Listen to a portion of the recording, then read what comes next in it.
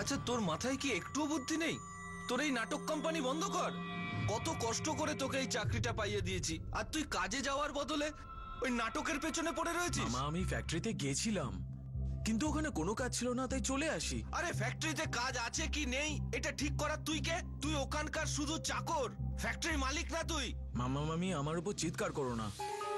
আমি আর ছোট নেই, বড় হয়ে গেছি। আমি তোমাদেরকে যথেষ্ট সম্মান করি, এর মানে এই নয় যে তোমরা যখন তখন আমার উপর চিৎকার চেঁচামেচি করবে। আর এখন আমি সিদ্ধান্ত নিয়ে নিয়েছি যে আমি তোমাদের সাথে আর থাকবো না, আমি আলাদা থাকবো ভাড়ার ঘরে। তুই এটা কি বলছিস?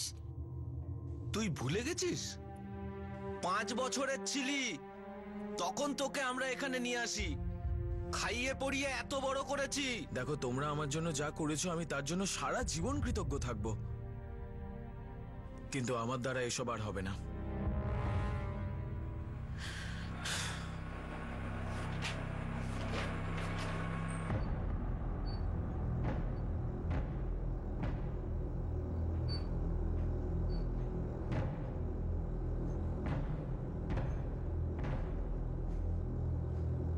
দাদা, আমি একটু চা খেয়ে আসছি। হ্যাঁ,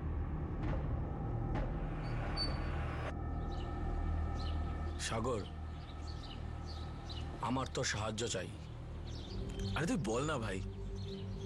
দেখ, তুই আমার খুব ভালো বন্ধু, তোর জন্য সবকিছু করতে পারি, তুই জাস্ট বল।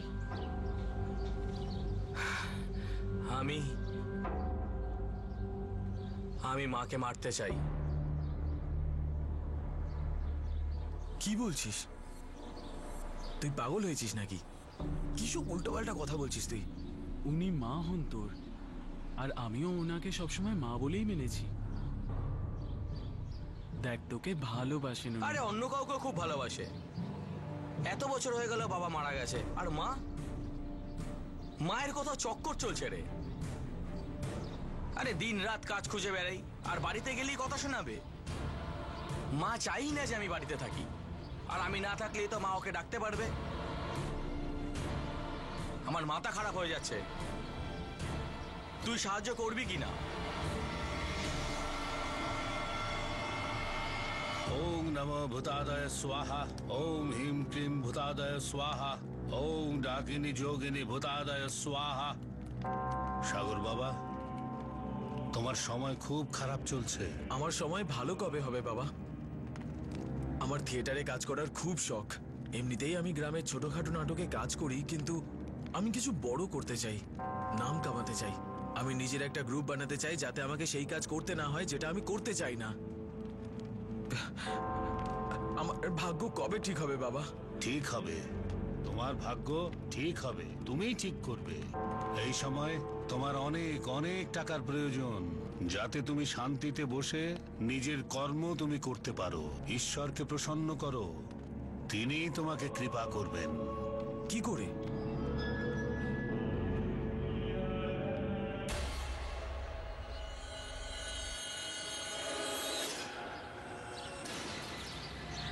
ঠিক আছে।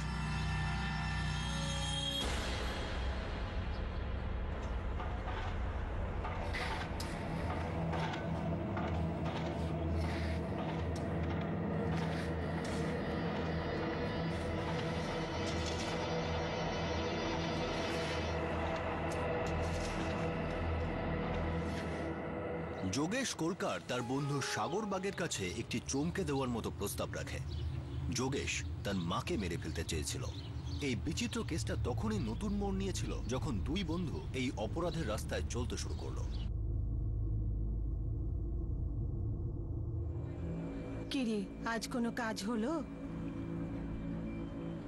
3টে জায়গায় গিয়েছিলাম, কোথাও কিছু হয়নি। তোর পড়ার পেছনে সব খরচা হয়ে গেছে। তোর বাবা চলে যাওয়ার পরে যে টাকা পেয়েছি তা কলেজ পর্যন্ত তোকে পড়িয়েছি।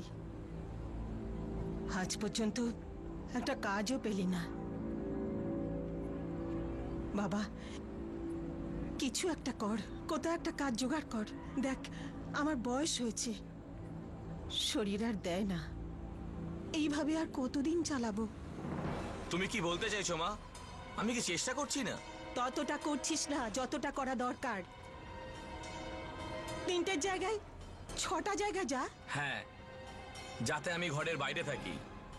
আর আর ওই কমলনাথ বাড়ির ভেতরে। তোমার আমার কি দরকার? সবকিছু তো ওই দিচ্ছে তোমাকে, তোমার খেয়ালও রাখছে। আর কি চাই তোমার? তোর এত বড় সাহস! হ্যাঁ, তোর এত বড় সাহস হয় কি করে? জানিস উনি আমাকে নিজের বোনের মতো দেখে। এই কথা বলতে তোর লজ্জা করলো না? হ্যাঁ, ছি!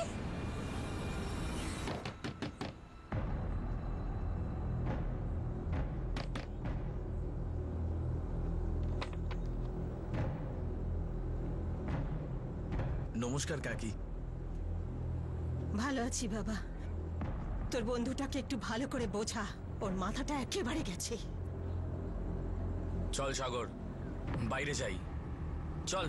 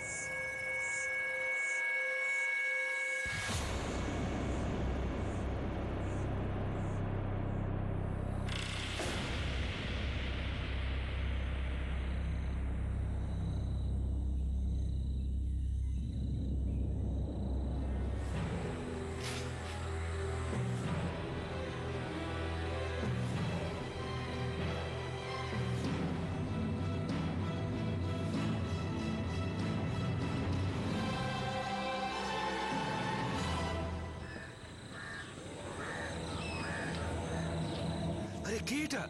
দেখো দেখো, আরে আমাদের গ্রামের কেউ নয় তো এটা। কে এটা, চেনো ভাই? ওদিকটা দেখো। না রে, আমাদের গ্রামের কেউ না। হ্যাঁ, তাই তো। স্যার, আশেপাশে কোনো অস্ত্র বা এরকম কিচ্ছু পাওয়া গেল না। সাহেব, এই মহিলা আমাদের গ্রামের কেউ না।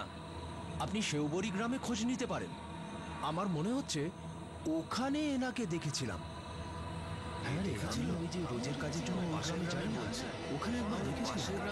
কিন্তু ওখানে কনস্ট্রাকশনের কাজ করতো।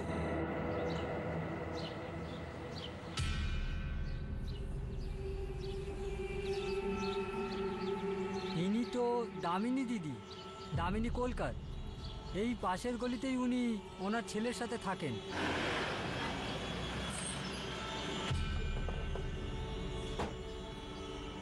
দামিনী কলকারের বাড়ি এটা? হ্যাঁ সাহেব। ওনার ছেলে যোগেশ কোথায়?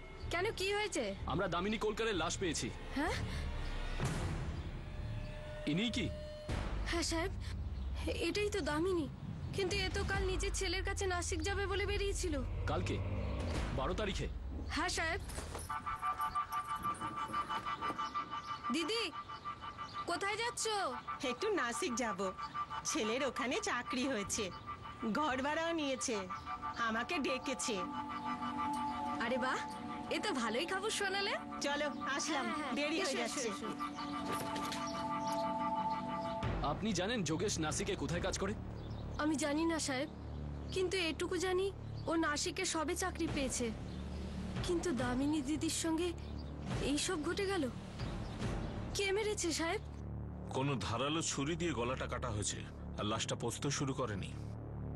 24 ঘন্টাও হয়নি মৃত্যু হয়েছে। আজ 13 তারিখ, মানে কাল দুপুরবেলা 12 তারিখে কে মারা হয়েছিল। হ্যাঁ, আমারও তাই মনে হচ্ছে।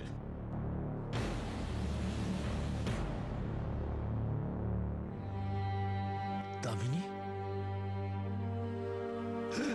দামিনী,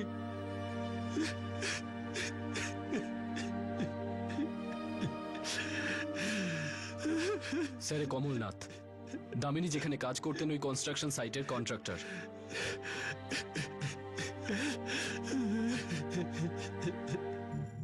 হ্যাঁ স্যার, ও ছেলের সঙ্গে দেখা করতে নাসিক যাবে বলেছিল, সেই জন্যই হয়তো কাল দুপুর নাগাদ বেরিয়েছিল। এই দামিনী কি কাল দুপুরে দেখা করেছিল? না স্যার, ও কাল সকাল প্রায় 10টা সাড়ে 10টা নাগাদ এসেছিল। আমাকে বলেছিল ছেলে নাকি নাসিকে চাকরি পেয়েছে আর ও সেখানে যাবে। দামিনীর ছেলের কোনো কন্ট্যাক্ট নাম্বার আছে আপনার কাছে, মোবাইল বা অন্য কিছু? নাম্বার আছে। নাম্বারটা দিন।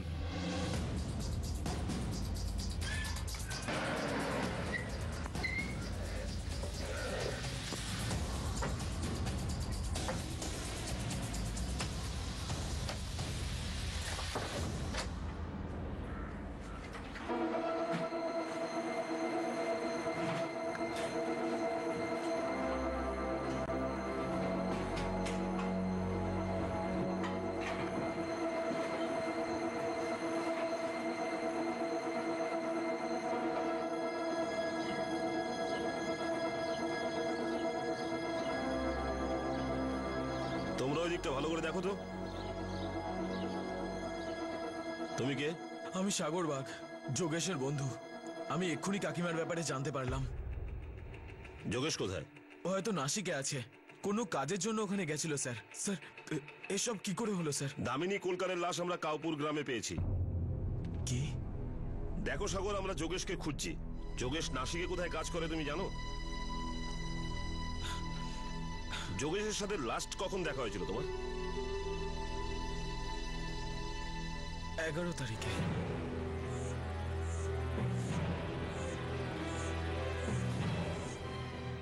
না, যোগেশ এরকম করতে পারে না, করতে পারে না। সাগর বাগ যোগেশের বন্ধু, যাকে যোগেশ এটা বলেছিল যে সে তার মাকে খুন করতে চায়, আর সে তাকে এই কাজে সহযোগিতা করার প্রতিশ্রুতিও দিয়েছিল। সেই বন্ধু এটা শুনে সম্পূর্ণভাবে ভেঙে পড়ে যে দামিনী এখন আর এই পৃথিবীতে নেই, কেউ তাকে হত্যা করেছে। তাহলে এর মধ্যে কি হয়েছিল? আচ্ছা সাগর, যোগেশই কি তার মাকে খুন করে পালিয়েছে? না স্যার, যোগেশ এরকম করতে পারে না। স্যার, যোগেশের ফোনে লাস্ট লোকেশন নিদালপুরি গ্রামের কাছে, 12 তারিখ। নিদালতুরি গ্রাম? এটা কাউপুরের আগের গ্রাম, যেটা নাসিক যাওয়ার রাস্তার মাঝেই পড়ে। হ্যাঁ স্যার।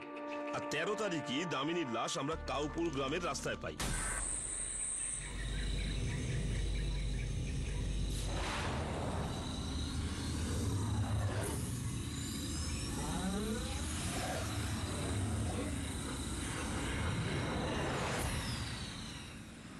এটা আমরা সম্পূর্ণ বুঝতে পারছি যে যোগেশই তার মাকে খুন করেছে, আর সেটাও সম্পূর্ণ প্ল্যানের সাথে। না স্যার, ওর এরকম কিছুতেই করতে পারে না। কিছুতেই করতে পারে না মানে? ও এমন কিছু করার চিন্তা করছিল নাকি? স্যার, কি যোগেশ কি করার কথা ভাবছিল? স্যার, আমি ওকে বলেছিলাম এরকম কিছু একদম ভাববি না, আর ও আমার কথা শুনেও ছিল স্যার। তোর বন্ধুটাকে একটু ভালো করে বোঝা, ওর মাথাটা একেবারে গেছে। চল।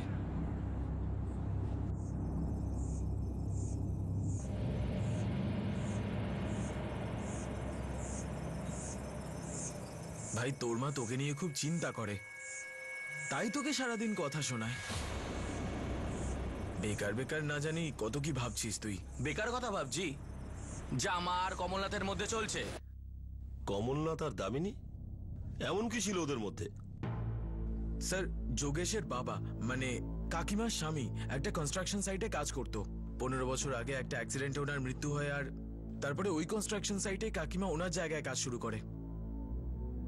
কাকিমা আর কমলনাথ বাবুর মধ্যে ভালোই সম্পর্ক ছিল, কিন্তু যোগেশ সবসময় এটাই ভাবতো যে ওদের দুজনের মধ্যে অন্য কিছু। কিন্তু কিন্তু আমি জোর গলায় বলতে পারি স্যার, এই সবকিছু মিথ্যে। যোগেশ খুব চিন্তিত ছিল, ও গ্র্যাজুয়েট ছিল, কিন্তু ও চাকরি পাচ্ছিল না, আর এর জন্যই কাকি ওকে সবসময় কথা শোনাতো। এই কারণেই ওর মাকে খুন করতে চেয়েছিল? স্যার, আমি ওকে বুঝিয়েছিলাম যাতে ও এরকম কিচ্ছু না করে। ও আমার কথা বুঝে গে। যোগেশ খুব চিন্তিত ছিল, ও গ্র্যাজুয়েট ছিল, কিন্তু ও চাকরি পাচ্ছিল না, আর এর জন্যই কাকি ওকে সবসময় কথা শোনাতো। এই কারণেই ওর মাকে খুন করতে চেয়েছিল? স্যার, আমি ওকে বুঝিয়েছিলাম যাতে ও এরকম কিচ্ছু না করে। ও আমার কথা বুঝে গেছিল স্যার। ও তার মাকে খুন করতে চেয়েছিল, হ্যাঁ কি না? আমি ওকে বুঝিয়েছিলাম স্যার, ও এটা করেনি হয়তো। যোগেশ তোর মা, আমার মা, আমি সবসময় ওকে মা বলেই মেনেছি। দেখ, নিজের মনে এই সমস্ত কথা বাসা বাঁধতে দিস না। একবার ভাব, কত কষ্ট করে ও তোকে মানুষ করেছে। যোগেশ, তোর ভাগ্য খুব ভালো যে তুই এরকম মা পেয়েছিস। আর আমাকে দেখ, দেখ, নিজের মন থেকে এই সমস্ত খেয়াল বার করে দে, ছুঁড়ে ফেলে দে।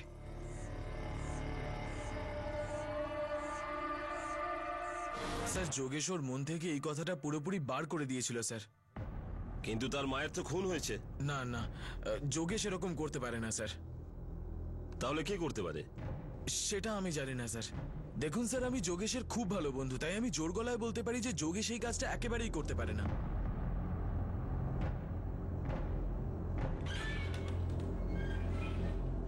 এই সাগরের মোবাইল সার্ভিলেন্সে দিয়ে দাও। এ কাকে ফোন করে, কারা একে ফোন করে, সমস্ত ডিটেল চাই। নিশ্চয়ই এ ওর বন্ধুকে বাঁচানোর চেষ্টা করছে। স্যার,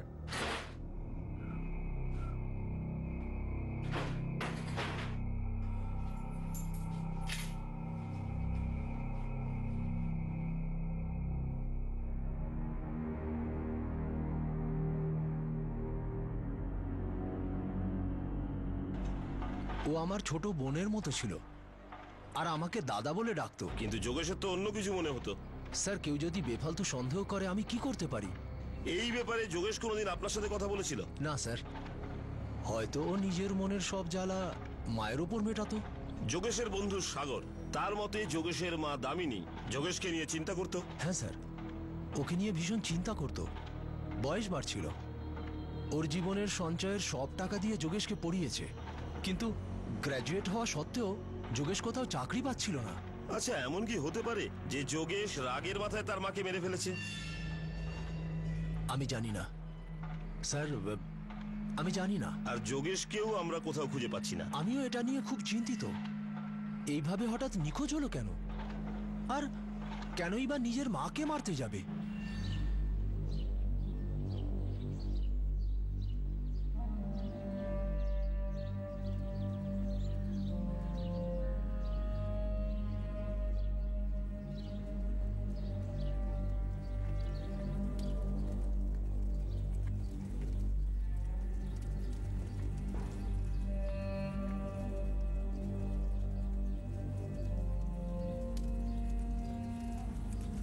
দেখ সাগর, যদি তুই জানিস যে তোর বন্ধু যোগেশ কোথায় আর ওই এইসব করেছে, তাহলে তুই পুলিশকে সব সত্যি সত্যি বলে দে। যোগেশ এই কাজটা একেবারেই করেনি মামা, আর আমি এটা জানিও না যে ও কোথায় আছে।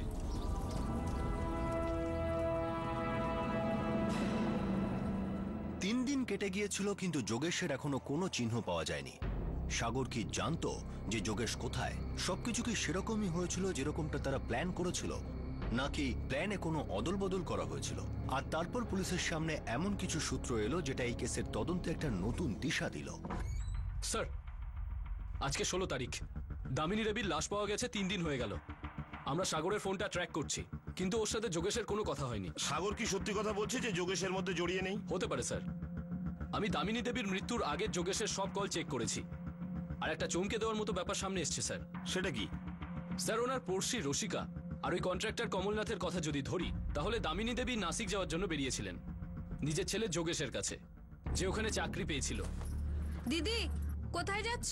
একটু নাসিক যাব, ছেলের ওখানে চাকরি হয়েছে। কিন্তু স্যার, 11 তারিখ থেকে 13 তারিখ অবধি যখন আমরা দামিনীর বডি পাই, এর মাঝে দামিনী আর যোগেশের মধ্যে ফোনে কোনো কথা হয়নি। তাহলে দামিনী কি করে জানতে পারলো যে যোগেশ নাসিকে কাজ পেয়েছে? হ্যাঁ স্যার, আমি জানতাম যে ও নাসিকে একটা চাকরি পেয়েছে। কি করে? যোগেশের সাথে তার মায়ের কোনো কথা হয়নি, আর যোগেশের কল রেকর্ডে তোমারও নাম্বার নেই। তার মানে এটাই তোমার সঙ্গেও কথা হয়নি। যোগেশের ফোন 12 তারিখ থেকে বন্ধ, আর 13 তারিখে আমরা দামিনীর লাশ পাই। স্যার, 11 তারিখ রাতেই ও আমাকে বলেছিল ওর আর ওর মার ঝগড়া হয়েছিল, তাই আমরা বাইরে গেছিলাম, তখনই কথাটা বলেছিল। সাগর, আমি নাসিকে একটা চাকরি পেয়েছি। আরে, এটা তো খুব ভালো খবর দিলি যোগেশ। হ্যাঁ রে, কালই আমাকে ওখানে যেতে হবে। ওখানে গিয়ে সমস্ত ব্যবস্থা করে পরে মাকেও ওখানে নিয়ে যাব। মনে হচ্ছে এখন সবকিছু ঠিক হয়ে যাবে। তোদের জন্য এটা খুবই ভালো হবে। ও কাকিমাকে ওই রাতেই বলেছিল হয়তো, না তো কাকিমা কি করে জানবে? 12 আর 13 তারিখে তুমি কোথায় ছিলে? ইগতপুরে গেছিলাম স্যার, আমার নাটকের একটা শো ছিল, কিন্তু ওই শো হলো না কারণ ওটার বুকিংই হয়নি। নাটক? আগে হ্যাঁ, আমি গ্রামের একটা নাটক গ্রুপে কাজ করি। আমি 13 তারিখ সকালবেলা ফিরে আসি, আর ফিরে এসেই কাকিমার ব্যাপারে জানতে পারি, তাই ছুটেই ওখানে যাই। 11, 12, 13। 11 তারিখ রাতে যোগেশ তোমায় বলেছে ও নাসিকে চাকরি পেয়েছে। 12 তারিখ ও হয়তো নাসিক গেছে, কিন্তু ও নিদালতুলি জঙ্গলের কাছে কেন সুইচ অফ করলো? 13 তারিখে আমরা দামিনীর লাশ পাই, যে খুনটা 12 তারিখ দুপুর নাগাদ হয়েছে। কোথাও না কোথাও কিছু মিলছে না। 12 তারিখ যোগেশ নাসিক যায়, আর সেদিন ওর মাও নাসিকের জন্য রওনা হয়, কিন্তু দুজনে একসাথে যায় না, আর তারপরেই দামিনীর খুন হয়ে যায়। জানি না স্যার। এটা তো পরিষ্কার যে 12 তারিখ যোগেশ সেভরি গ্রামে ছিল, নিজের বাড়িতে। কারণ সকাল 9:30 নাগাদ ও দুটো SMS করেছিল, দুটো আলাদা নাম্বারে। তার মধ্যে একটা নাম্বার সুধীর নামে একজনের আর আরেকজন রাজ নামের। এই দুটো ছেলেকে কি কখনো দেখেছো? স্যার এরা আমাদেরই গ্রামের, যোগেশের বন্ধু। সুধীর ইগতপুরের কাছে কোনো হোটেলে কাজ করে।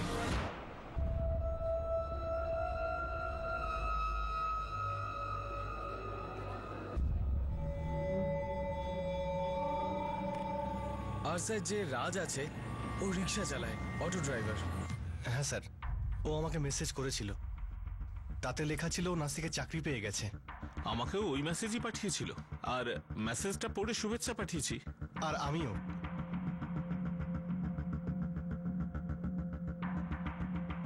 এটা একদম ঠিক বলছে স্যার। আচ্ছা আমাকে একটা কথা বলো, যোগেশ কি কখনো তোমাদের এই ব্যাপারে কিছু বলেছে যে ও তার মাকে খুন করতে চায়? না স্যার।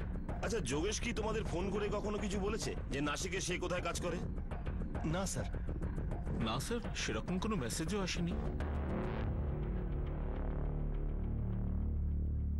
নাসিক থেকে এই যোগেশ কোলকারের ব্যাপারে কিছু ইনফরমেশন বার করো। আমার বিশ্বাস আরো দৃঢ় হচ্ছে যে এই যোগেশই তার মাকে খুন করেছে আর নাসিকে গিয়ে কোথাও লুকিয়ে আছে। স্যার আমার মনে হচ্ছে এই সাগর সবটাই জানে।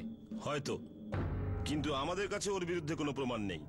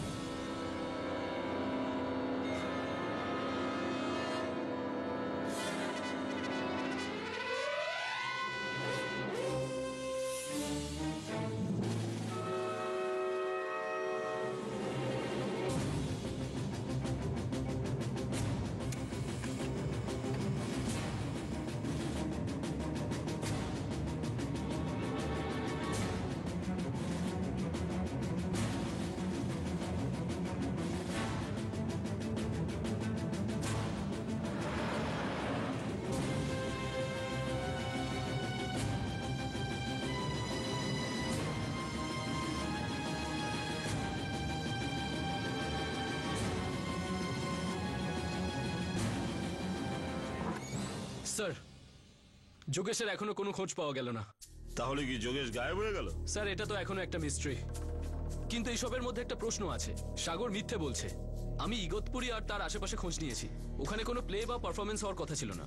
আর আসল ব্যাপারটা হলো যে 12 তারিখ সকালে সাগরের ফোনের লোকেশন ওখানেই ছিল, যেটা যোগেশের লোকেশন।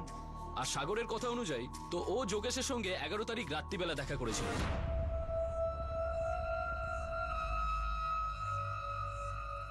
ও মিথ্যে কথা বলছে স্যার। ও জানতো যোগেশ কি করতে চলেছে। 12 তারিখ সাগরের ফোনের লোকেশন যোগেশের বাড়িতে ছিল, ওই সময় যখন যোগেশ সুধীর আর রাজকে SMS করেছিল।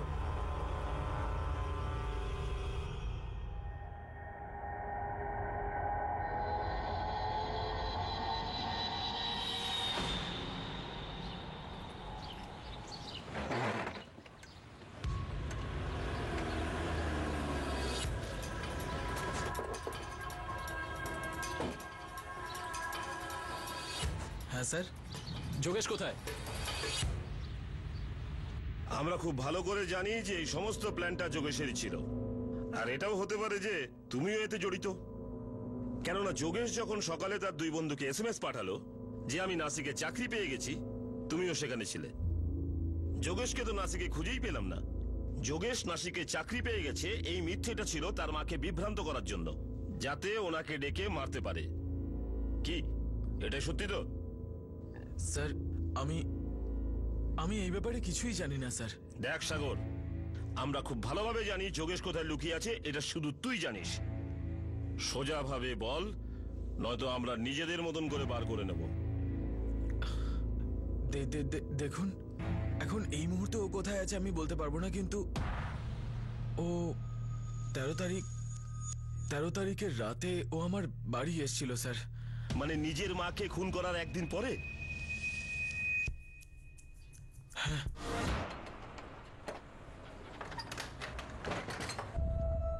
যোগেশ? যোগেশ ভাই, এটা তুই কি করলি?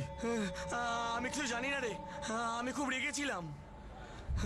পুলিশ তোকে খুঁজছে। আমাকে প্লিজ একটু সাহায্য কর। আমি কিভাবে সাহায্য করতে পারি?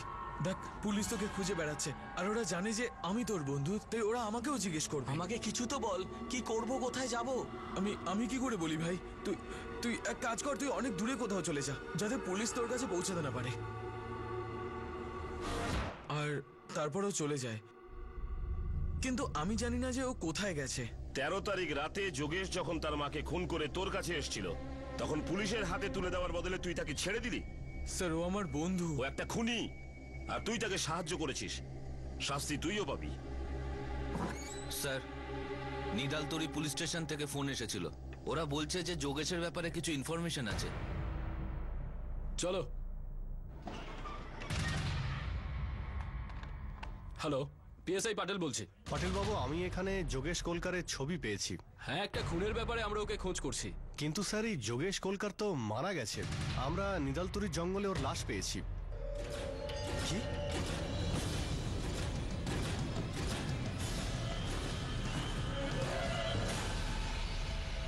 কিন্তু স্যার, এই যোগেশ কলকার তো মারা গেছে। আমরা নিদালতরির জঙ্গলে ওর লাশ পেয়েছি। কি?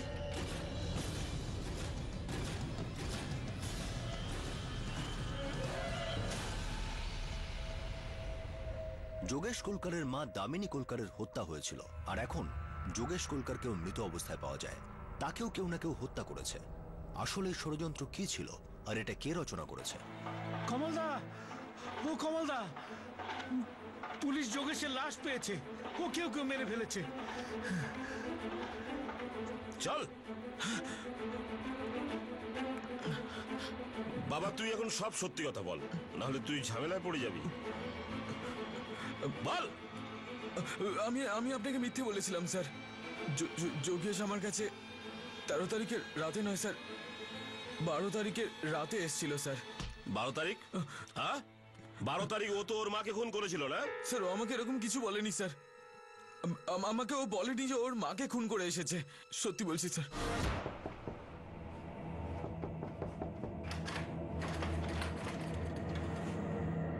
আমি মাকে নিয়ে খুব বিরক্ত ছিলাম। তুই না বেকার এসব নিয়ে ভাবছিস।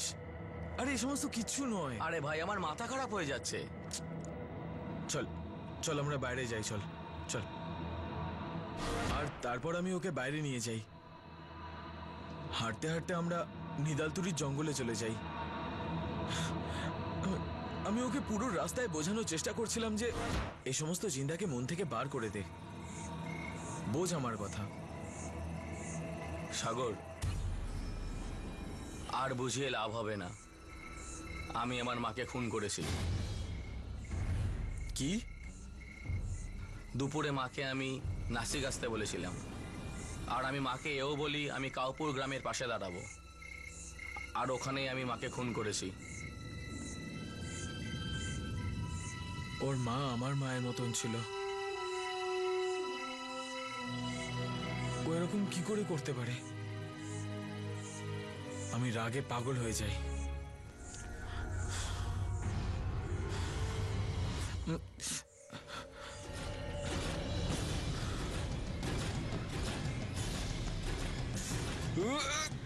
সাগর!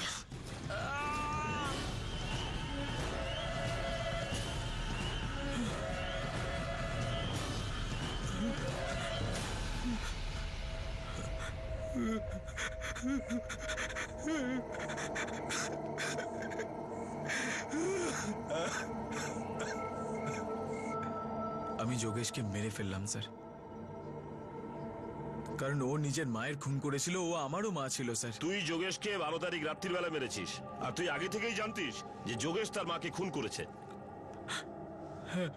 সাগর, তুই পুলিশকে কেন জানাসনি? আমি রাগে পাগল হয়ে গেছিলাম স্যার। যোগেশের কথা শুনে আমি নিজের রাগ সামলাতে পারিনি। আর এতদিন ধরে তুই আমাদের মিথ্যে কথা বলছিলিস।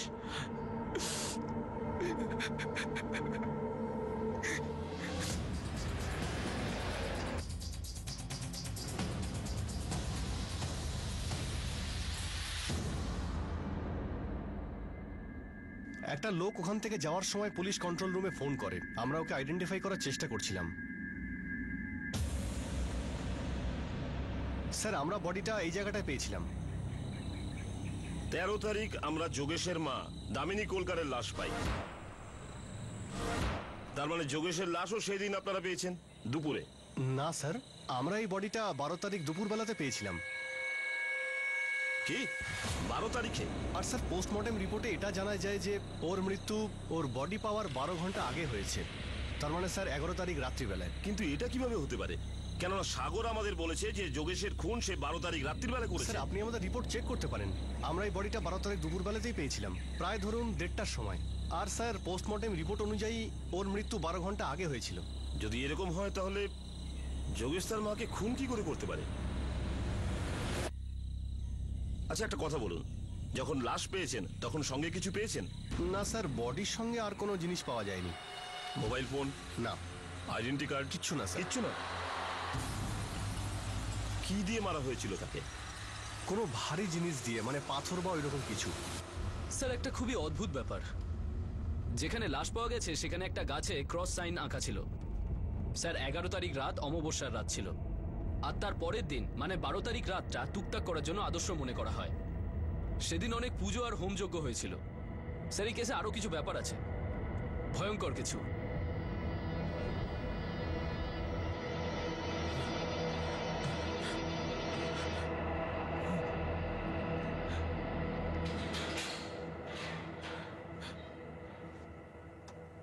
গল্প বলার খুব শখ না তোর?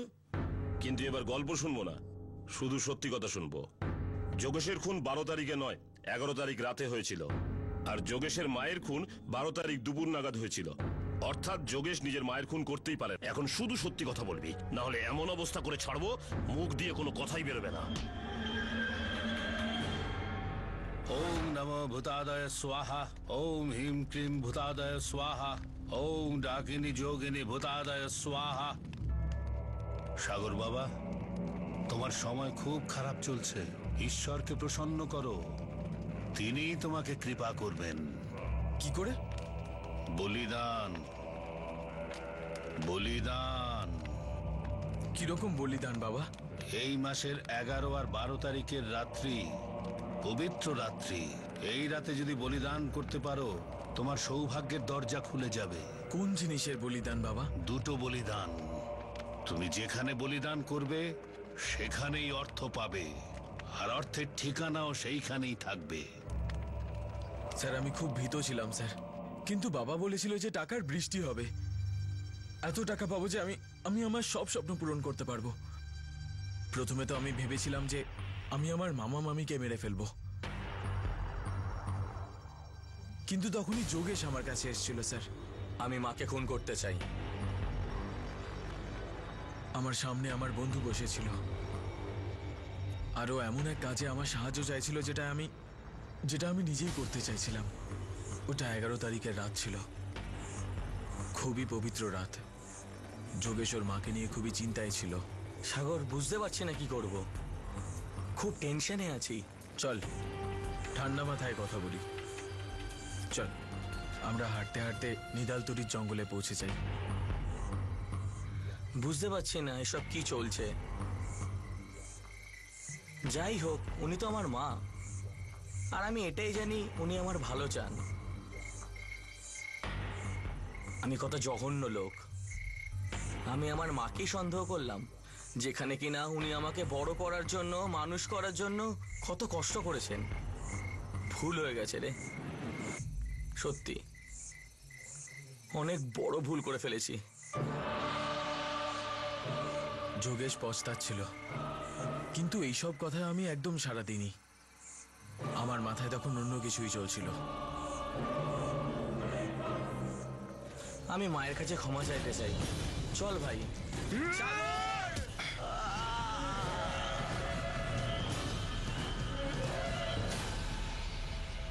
সরি ভাই, সরি।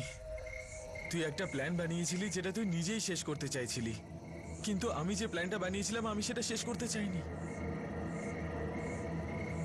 কারণ আমার টাকা চাই, অনেকগুলো টাকা।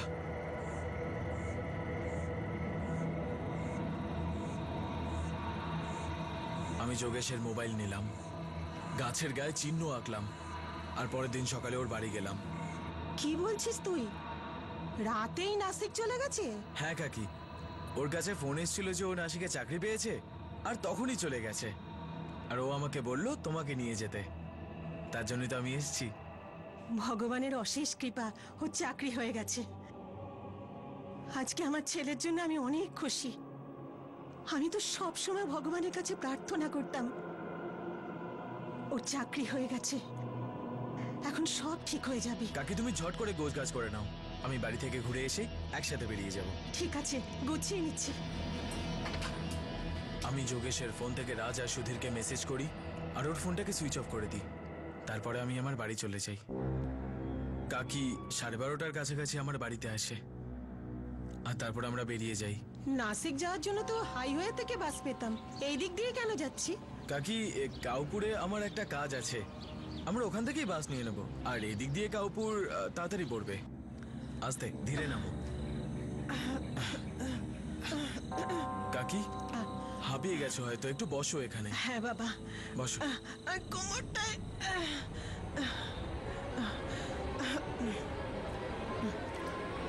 বাবা, যোগেশের কোন কোম্পানিতে চাকরি হলো? কোম্পানিটা ভালো তো? হ্যাঁ কাকি, কোম্পানি খুবই ভালো। ভগবান ভালো করুক।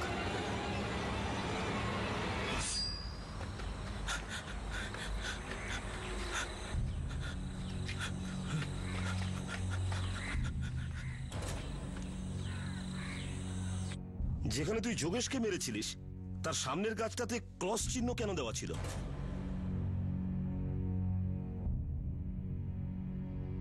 ওই জায়গায় একটা চিহ্ন রাখবে, পরের রাতে ওইখানেই তুমি গুপ্তধন পাবে। ওখান থেকে তুমি এত টাকা পাবে যেটা তোমার কল্পনার বাইরে।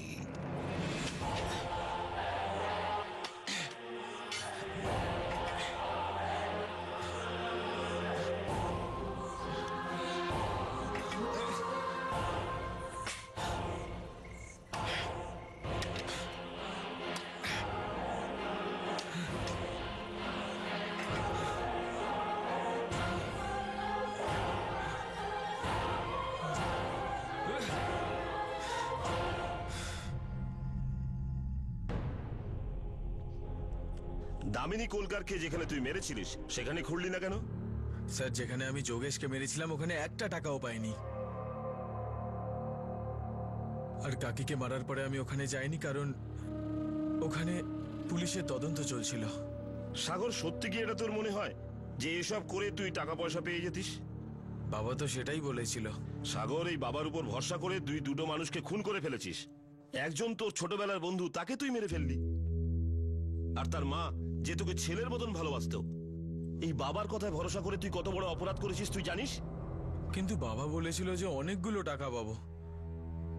তোর এই বাবাকে কোথায় পাবো? পাহাড়ের ওপরে একটা ছোট্ট ঘরে থাকে। পাটেল, পাহাড়ের আশেপাশের এলাকায় যতগুলো বাবা আছে সব কটাকে ধরে আনো। স্যার,